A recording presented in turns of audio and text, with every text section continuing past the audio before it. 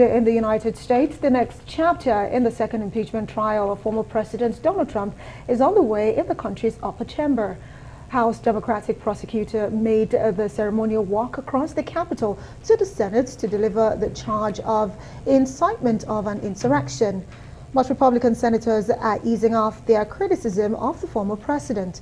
Instead, they are presenting a tangle of legal arguments against the legitimacy of the trial and questioning whether Mr. Trump's repeated demand to overturn Joe Biden's election really amounted to an incitement.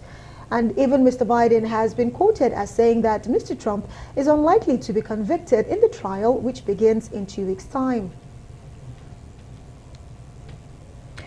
Well, joining us now is retired U.S. lawyer and past chair of the association, that's the American Bar Association section on civil rights and social justice, and past chair of the American Bar Association Center for Human Rights, that's Walter White. Walter, thank you so much for joining us tonight on the program. And of course, the impeachment case against Donald Trump has now been handed over to the Senate, talking about the article of impeachment.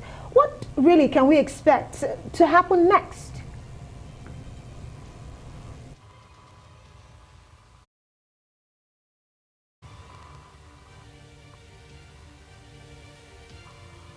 The fact that today the article of impeachment has actually been handed to the upper chamber in Congress there, and of course what we should expect in the coming hours or even the coming days before the set date in February where the impeachment proceedings is supposed to begin. I don't know if he can hear me now.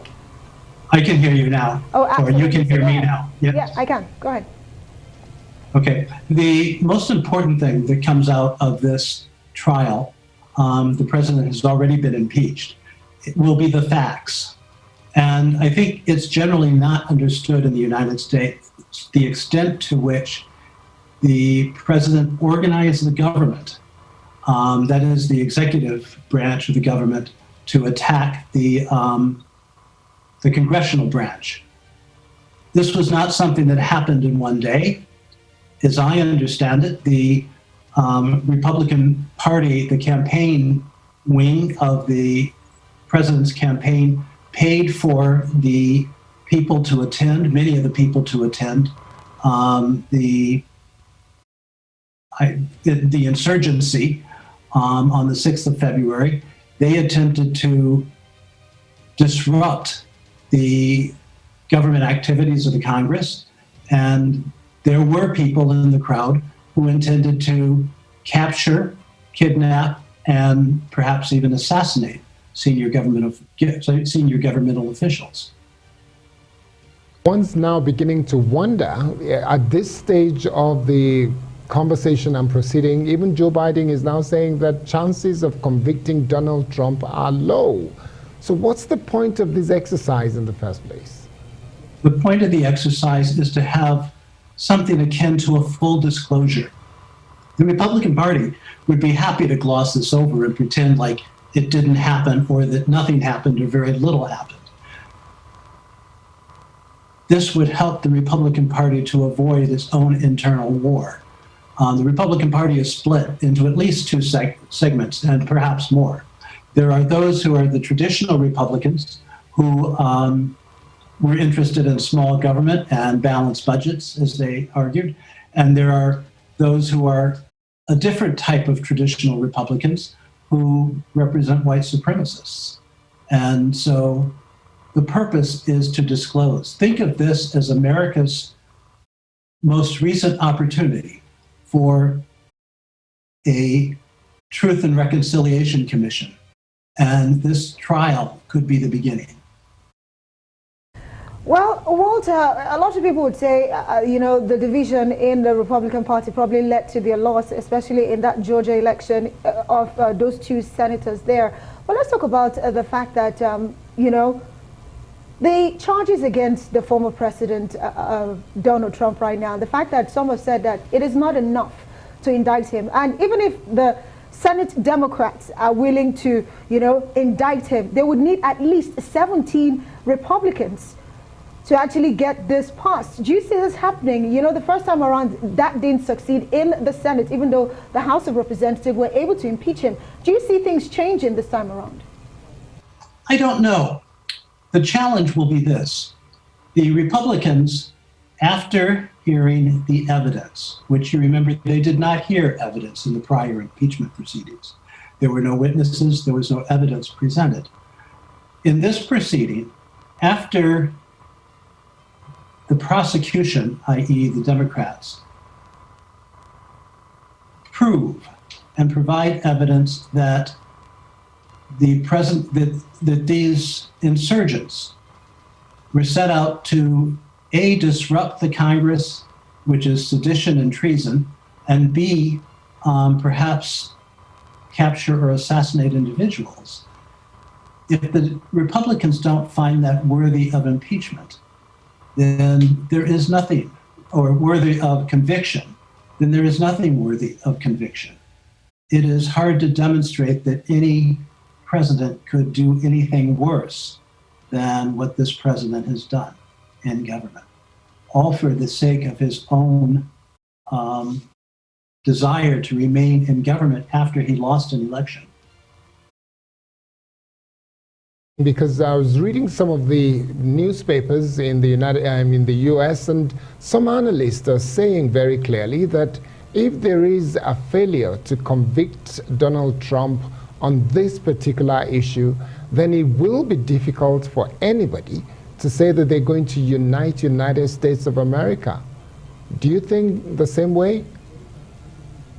Well, I think that President Biden is taking the high ground, and his desire is to unite America. But uniting America is not the same as conceding to the extreme wings of the Republican Party. Uniting America may only be possible if the facts are disclosed into the behavior of the white supremacists and the extremist Republicans. Remember, they were going to capture and kill the governor of Michigan. This all has to be disclosed before America can seriously consider uniting. You can't unite by covering over, as they have so many times in the long history of America, the danger of the white supremacists. And of course, that insurrection there, as it's been tagged now, we saw 5 people lose their lives. But let's talk about this really. President Biden is really focusing on economic strategies as well as vaccination to actually lift the country out of the crisis. But how soon can we expect to, see this entire impeachment proceedings and the saga come to an end? And might it succeed in overshadowing activities around the White House? Well, the trial proceedings in the Senate are supposed to initiate around February 8th. And while it's not entirely clear, because facts are still coming out in relationship to these activities, the expectation is that the trial should take no more than a week. It could be faster than that. The Senate and the House, the leadership of the Senate and the House, take the position that they can do many things at one time. And, the committees can continue, particularly the House committees, because the Senate has to sit for the trial proceedings, but only the people from the House who are prosecuting the procedures need to attend the impeachment process. And so the House can continue its work, passing its bills. President Biden has a very aggressive agenda, and he's laying it out virtually every day, not just one item, but a series of legislation and executive orders that are, each day is a different theme. And so he's done a tremendous amount already. I expect him to continue at pace. And of course, the highest priority is the coronavirus. Thank you very much, Walter White, a lawyer, and a social justice activist, rights activist, and you do a lot more. Thank you very much for your contribution. We're sure we'll be calling on your expertise in the coming days and weeks during this period that the case will go on in the Senate. Thank you very much.